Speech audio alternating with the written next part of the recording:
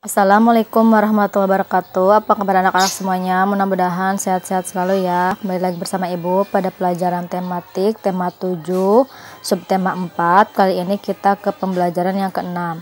Sebelum belajar, kamu persiapkan buku paket, buku tulis, dan alat tulisnya. Setelah itu kita berdoa bersama-sama. Dimulai dari halaman 205, pembelajaran yang ke-6, materi yang akan kita pelajari. Yang pertama, membaca teks informasi. Yang kedua, menuliskan informasi yang terdapat pada teks. Yang ketiga, berdiskusi tentang keberagaman sikap dan karakter individu. Yang keempat, menuliskan perilaku yang harus dan tidak boleh dilakukan agar tidak terjadi konflik dalam keberagaman. Yang kelima, menentukan ukuran dan keliling bangun datar. Yang keenam, menyelesaikan permasalahan matematika terkait keliling bangun datar. Ayo membaca dan mengidentifikasi isi teks. Alat untuk mengangkut tersebut dinamakan kendaraan. Pada zaman sekarang, jalan dan angkutan sudah maju. Artinya, orang dapat mencapai tempat yang jauh dengan mudah dan cepat. Jalan yang bagus dan pengangkutan yang lancar dapat membuka hubungan antar daerah. Dilanjut membacanya, halaman 206. Pada saat ini, alat angkut manusia tidak hanya sepeda atau pedati. Manusia sudah menggunakan motor, mobil, dan kereta api. Bahkan, manusia sudah dapat menggunakan kapal bermesin dan pesawat terbang. Inilah yang disebut dengan kemajuan di bidang transportasi atau angkutan. Kemajuan teknologi transportasi menyebabkan jarak yang jauh menjadi terasa dekat. Setiap alat transportasi memiliki keuntungan dan kerugian tersendiri. Alat transportasi tradisional tidak menyebabkan polusi dan tidak memerlukan biaya banyak untuk perawatan. Pengoperasiannya tidak tergantung pada tenaga ahli dan tidak terlalu tergantung pada suku cadang. Kelemahannya karena digerakkan oleh hewan atau tenaga manusia, maka waktu tempuhnya lama dan jalannya lambat. Alat transportasi modern dapat menyebabkan polusi yang banyak, memerlukan biaya untuk perawatan. Pengoperasiannya tergantung pada tenaga ahli dan juga tergantung pada suku cadang. Namun, kelebihannya karena digerakkan oleh mesin, maka waktu tempuhnya singkat dan jalannya juga cepat. Ayo menulis informasi dari teks. Di situ ada contohnya, misalnya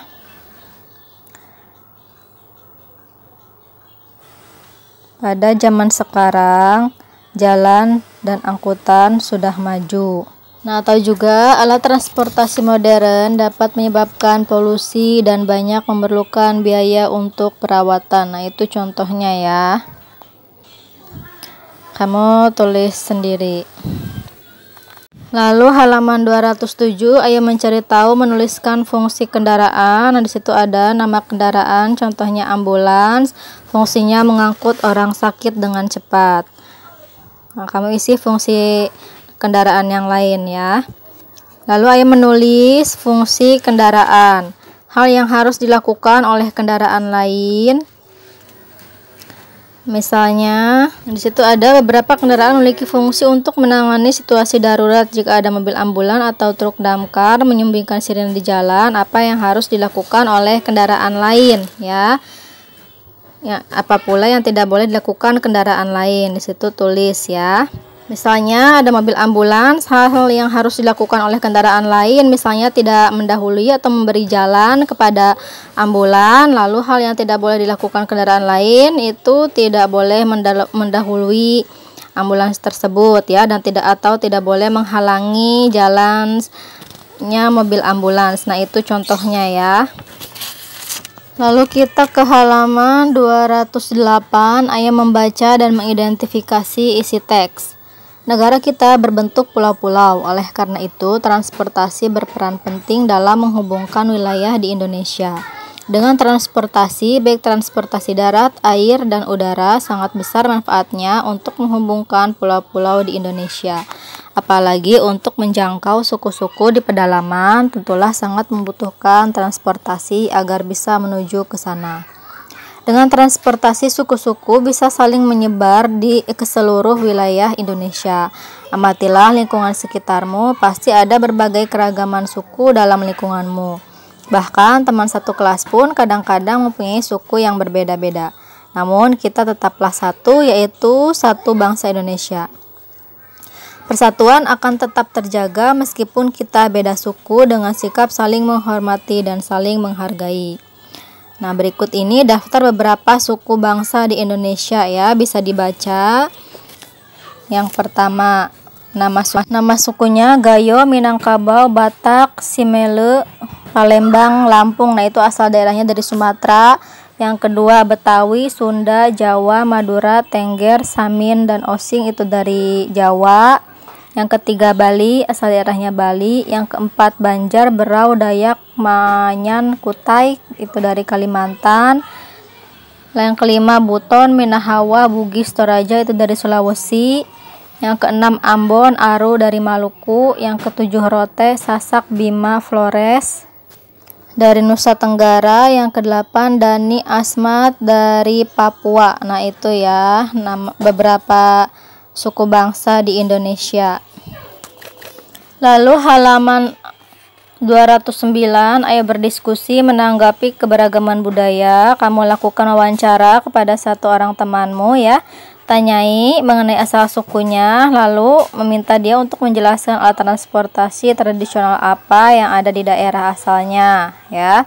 Nah, tulis di situ. Setelah itu ayah mencoba menuliskan sikap menghargai perbedaan. Keberagaman jika tidak disikapi dengan bijak akan menimbulkan kesalahpahaman bahkan pertengkaran. Hal itu dapat merusak makna persatuan dan kesatuan.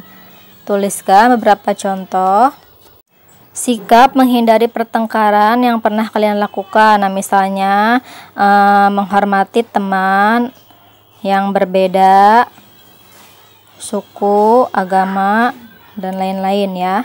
Setelah itu ayah mengamati keliling benda. Rasi dan 4 orang temannya duduk berkeliling berdiskusi tentang makna persatuan dalam keberagaman. Posisi mereka duduk membentuk segi 5 sama sisi. Untuk yang halaman 210, ayah berlatih menghitung keliling benda. Bangun datar ada yang semua sisinya sama panjang, ada yang tidak. Bangun yang sisinya sama panjang, misalnya persegi memiliki 4 sisi sama panjang. Perhatikan bangun lain yang semua sisinya sama panjang. Di bawah ini hitung kelilingnya. Nah, di sini ada segi 5 ya. Jika panjang masing-masing sisi bangun di samping adalah 11 cm, berapakah kelilingnya? Keliling sama dengan, nah ini di sisinya ada berapa? Segi 5 ada 1, 2, 3, 4, 5. Langsung saja dikali 5 ya. 5 dikali berapa senti ininya? Sisinya adalah 11 cm. 11. Jadi hasilnya 5 dikali 11 adalah 55 cm. Nah, yang ini segi 6 ya, kelilingnya. Sisinya kan ada 6, jadi 6 dikali ininya, panjang sisinya adalah 9 cm. Berapa hasilnya? Seperti itu ya. Ini juga segi berapa ini? 1, 2, 3, 4, 5, 6. 1, 2, 3, 4, 5, 6, 7. Segi 7. Yang ini segi 8 ya. Dilanjut halaman 211. Ayah mencoba menyelesaikan soal cerita. Satuan baku ada banyak. Salah satunya adalah satuan meter. Nah, intalah bahwa 1 meter sama dengan 100 cm. Sekarang kerjakan soal. Nah, di sini ada garasi rumah Bu Ina berbentuk persegi panjang. Panjangnya 6 meter dan lebar 3 meter. Berapa meter keliling garasi tersebut? Kelilingnya sama dengan 2 dikali panjang ditambah lebar. Dengan 2 dikali panjangnya berapa? 6 ditambah lebarnya 3 sama dengan 2 dikali 6 ditambah 3 adalah 9 sama dengan 2 dikali 9 18 meter. Nah, ini satuannya baru meter ya. Kita ke sentimeter, dijadikan ke sentimeter, yaitu dikali 100, tinggal ditambah aja nolnya 2 ya. sama dengan 1800 cm. Nah, seperti itu ya. Dijadikan ke sentimeter hasil kelilingnya ya. Nah, untuk kegiatan bersama orang tua membantu siswa dalam mengerjakan soal cerita yang ini ya. Kalau belum mengerti boleh bertanya kepada orang tua ya. Nah, oke, jika masih ada yang belum mengerti silahkan ditanyakan sama ibu juga. Cukup sekian. Wassalamualaikum warahmatullahi wabarakatuh.